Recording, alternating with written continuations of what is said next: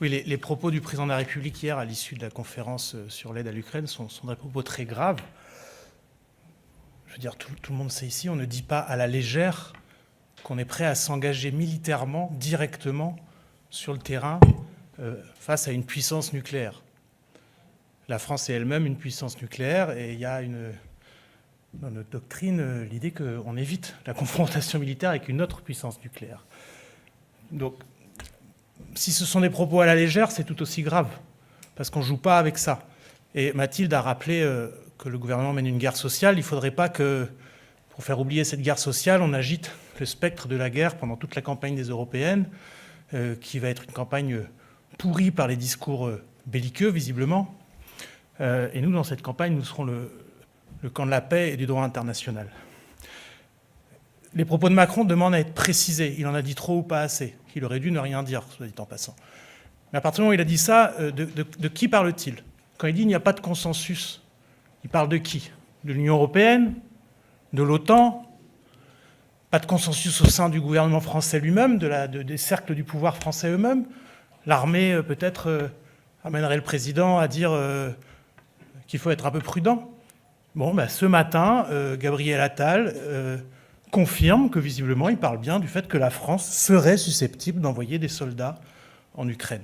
C'est complètement irresponsable. Nous nous demandons, ça suffit en fait, les discours comme ça à l'emporte-pièce, sans aucune réflexion en amont, sans aucune saisine collective du Parlement, etc. Donc nous demandons à ce que le Parlement soit saisi sur l'ensemble de la stratégie en Ukraine. Parce que ces propos très graves, ils s'inscrivent dans la continuité d'autres propos.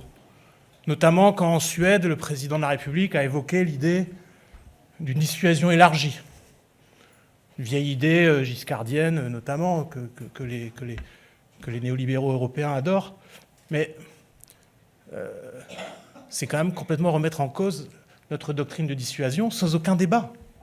Sans aucun débat.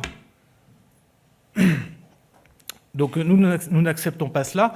Nous n'acceptons pas que le président utilise ces sujets pour parler à tort et à travers. Sur ces sujets-là, on parle le moins possible et on agit et on fait. Parce que de deux choses l'une, soit il prend des risques énormes en nous mettant dans une escalade, à ce stade verbal, mais les escalades tout court sont toujours précédées d'escalades verbales, soit il raconte n'importe quoi pour essayer de passer la campagne, pour essayer de faire oublier son mauvais week-end au Salon de l'Agriculture, et à ce moment-là, il discrédite la parole de la France. Donc tout ça est inacceptable. La France est une puissance nucléaire, on ne joue pas avec ça. Le président est beaucoup trop bavard, beaucoup trop va-t-en-guerre. Et donc nous redemandons, nous, une saisie, que le Parlement soit saisi sur tous ces sujets, pas simplement pour un débat, qu'on puisse décider enfin de ce qui va être fait en Ukraine, de notre stratégie en Ukraine. On peut par exemple rappeler que Macron avait été le premier, à un moment où il était un peu plus, lucide et raisonnable sur ces sujets, à évoquer des clauses de sécurité mutuelle pour pouvoir avancer vers une solution négociée, pour une sortie de cette guerre par voie diplomatique, parce que tout le monde sait qu'il n'y aura de toute façon pas d'issue militaire à cette guerre.